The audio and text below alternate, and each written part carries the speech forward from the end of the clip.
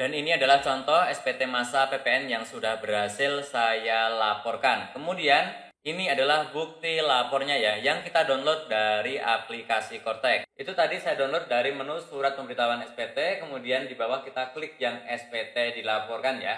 Dan di sini ada untuk downloadnya ya. Yang sebelah sini adalah yang warna hijau adalah tanda terimanya BPE. Yang sebelahnya adalah SPT masa PPN-nya ya, seperti yang sudah tadi saya tunjukkan ya. Oke, sekarang akan saya tunjukkan bagaimana cara lapor dari awal sampai mendapatkan bukti penerimaan elektroniknya ya. Oke, caranya seperti ini. Jadi di setiap tanggal 2 ataupun 3 bulan setelahnya, SPT masa PPN itu draftnya ini akan tercreate otomatis dari Cortex-nya ya, yaitu kita klik di surat pemberitahuan, kemudian silahkan langsung pilih di konsep SPT ya. Nah, di sini contohnya ini itu tercreate otomatis dari sistem, bukan kita buat dengan cara kita klik buat konsep SPT, tapi akan terbuat otomatis. Nah, setelah itu langsung kita buka saja, kita klik lihat. Dan tampilannya adalah seperti ini ya. Di sini ada induk, kemudian ada lampiran A1, A2, B1, B2, B3 dan juga C ya. Bagian header ini akan terisi otomatis. Kemudian bagian bawahnya ini adalah hasil dari lampiran-lampiran yang ada di sini. Oke, kita buka satu-satu ya. Untuk A1 ini isinya sama ya, dengan desktop juga sama ya. Daftar ekspor BKP berwujud, BKP tidak berwujud ataupun juga JKP ya. Nanti kalau memang ada transaksinya maka akan muncul di sini. Kemudian untuk yang A2 ini juga sama, ini adalah hasil penginputan kita, pembuatan faktur pajak kita di menu yang ini ya. Faktur pajak keluaran semuanya akan muncul di sini. Nah, bagaimana kalau ada yang salah? Kalau ada yang salah tidak bisa dibetulkan di sini, tapi kita harus melakukan pembetulan koreksi di menu e-faktur yang di awal ya. Bagaimana caranya? Silahkan simak videoku sebelumnya ya, untuk memperbaiki ataupun membatalkan ya. Ada semuanya sudah aku bahas di channel ini, linknya ada di deskripsi. Ini untuk yang pajak keluaran. Kemudian B1 ini isinya adalah untuk pajak masukan dari impor ya. Kalau ada akan muncul otomatis di sini ya, dari sama ini dari menu e-faktur sini, kemudian pajak masukan, nanti teman-teman silahkan kreditkan saja ya, akan muncul di sini. Kalau B2 ini juga sama, otomatis dari pajak masukan yang sudah dikreditkan ya, di menu faktur pajak masukan yang ada di sini ya. Ini cara mengkreditkannya bagaimana juga pernah aku bahas ya di videoku sebelumnya, linknya ada di deskripsi. Kali ini hanya untuk tutorial melaporkannya saja ya. Kemudian untuk yang B3 ini untuk yang tidak dikreditkan, dan juga ada yang C, teman-teman nanti bisa dibaca sendiri ya. Oke, setelah itu, setelah lampiran-lampiran ini kita cek dan sudah betul, kita kembali ke induk. Oke, ini di bagian induk kita scroll ke bawah ya. Yang pertama adalah untuk penyerahan barang dan jasa. Nah, di sini angka-angkanya yang muncul di sini ini bersumber dari lampiran A1 dan juga A2 ya. Silahkan pastikan angkanya sama, tapi harusnya sudah sama ya.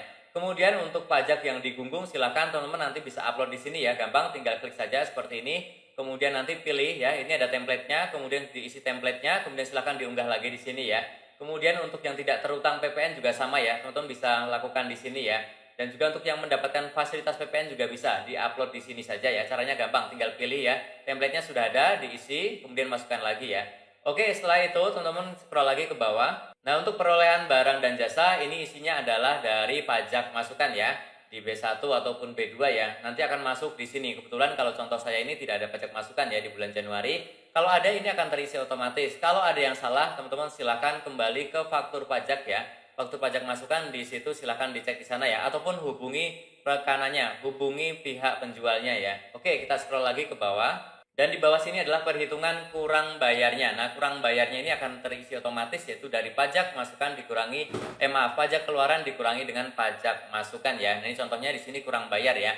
Nah, bagaimana kalau yang lebih bayar dan lain-lain, itu pernah aku bahas semuanya, linknya ada di deskripsi juga ya. Kali ini adalah contoh untuk yang memang sudah bayar, yang kurang bayar ya. Ini ada kurang bayar yang harus kita bayarkan. Untuk bab 4 ini kalau ada kegiatan membangun sendiri, kalau tidak ada skip saja. Kemudian untuk pembayaran kembali pajak masukan yang tidak dapat dikreditkan, ini juga skip saja ya. Kalau untuk yang umum biasanya tidak menggunakan ini, barang mewah juga mungkin tidak ya. Silakan scroll lagi ke bawah.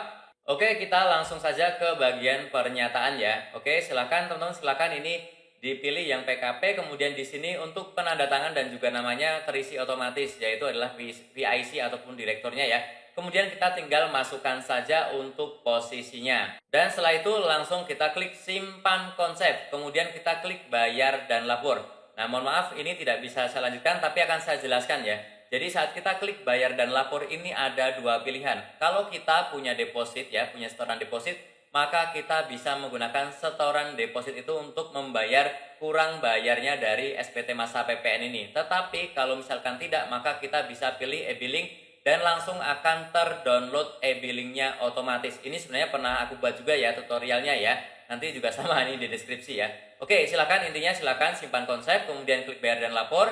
Dan kalau umum itu akan tercetak e-billingnya. Kemudian silakan disetor seperti biasa, di ATM bisa, di e-banking bisa ya, di e-wallet juga bisa. Nah, setelah di store akan saya tunjukkan lagi langkahnya.